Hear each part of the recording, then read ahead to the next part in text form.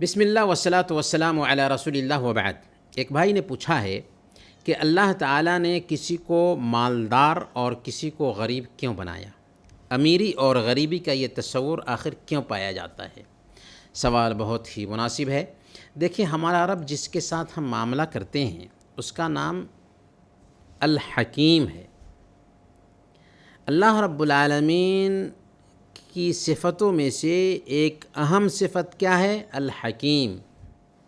چنانچہ اس کا ہر فیصلہ حکمت سے بھرا ہوا ہوتا ہے۔ اس لیے ایک مسلمان ایسا سوال کر ہی نہیں سکتا کہ اللہ تعالیٰ نے کسی کو امیر کیوں بنایا اور کسی کو غریب کیوں بنایا۔ اللہ فرماتا ہے وَمَنْ أَحْسَنُ مِنَ اللَّهِ حُکْمًا۔ اللہ تعالیٰ کے فیصلہ سے بہتر آخر کس کا فیصلہ ہو سکتا ہے؟ اس کا ہر فیصلہ عدل اور انصاف پر مبنی ہوتا ہے۔ وہ ذرہ برابر ظلم نہیں کرتا۔ ان اللہ لا یظلم مثقال ذرہ۔ اللہ تعالیٰ ذرہ برابر بھی ظلم نہیں کرتا ہے۔ روزی کے معاملے میں بھی اس نے کسی کو دیا ہے تو کسی کو محروم کیا ہے، کسی کو زیادہ دیا ہے تو کسی کو کم دیا ہے۔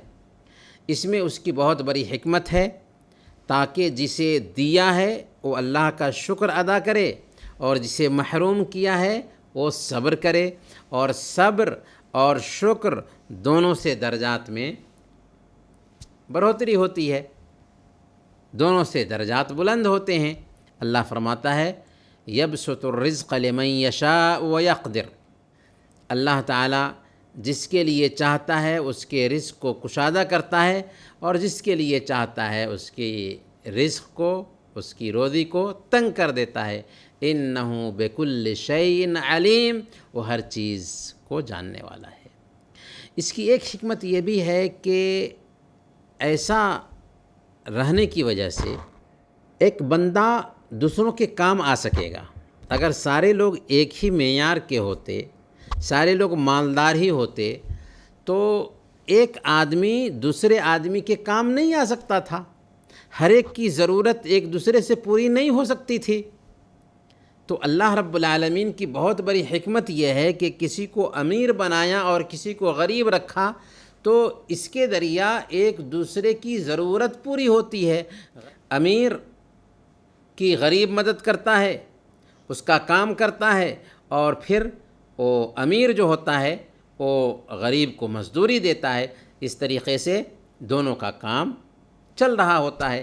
اللہ نے فرمایا نحن قسمنا بینہم معیشتہم فی الحیاۃ الدنیا ورفعنا بعضهم فوق بعض درجات لیتخذ بعضهم بعضا سخریا۔ زندگی گزارنے کا سامان ہم نے ہی لوگوں کے بیچ میں تقسیم کیا ہے، اور ایک دوسرے کو دوسروں پر فوقیت دی ہے، بلند کیا ہے، درجے میں بلندی دی ہے۔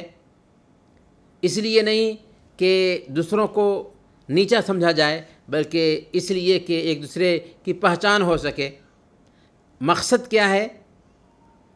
لیتخذ بعضهم بعضا سخریا، تاکہ بعض سے خدمت لیں، ایک دوسرے سے خدمت لیں۔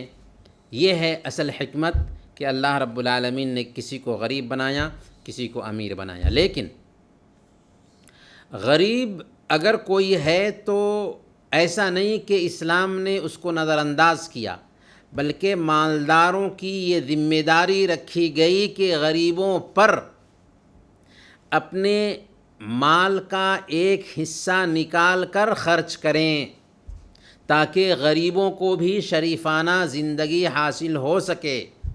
اسی لیے زکوٰۃ کا سسٹم رکھا گیا ہے، اور اگر کسی سماج میں صحیح طریقے سے زکوٰۃ کے سسٹم کو لاگو کر دیا جائے تو اس سماج سے غریبی مٹ جاتی ہے، دور ہو جاتی ہے۔ آج بھی اگر زکوٰۃ کے سسٹم کو صحیح طریقے سے لاگو کیا جائے تو آج دنیا سے غریبی مٹ جائے گی، جیسا کہ تاریخ بتاتی ہے کہ جب خلفائے راشدین کے زمانے میں زکوٰۃ کے سسٹم کو صحیح طریقے سے لاگو کیا گیا تھا تو کھوجنے سے بھی غریب نہیں ملتے تھے۔ وصلی اللہ علی نبینا محمد وعلی آلہ وصحبہ اجمعین۔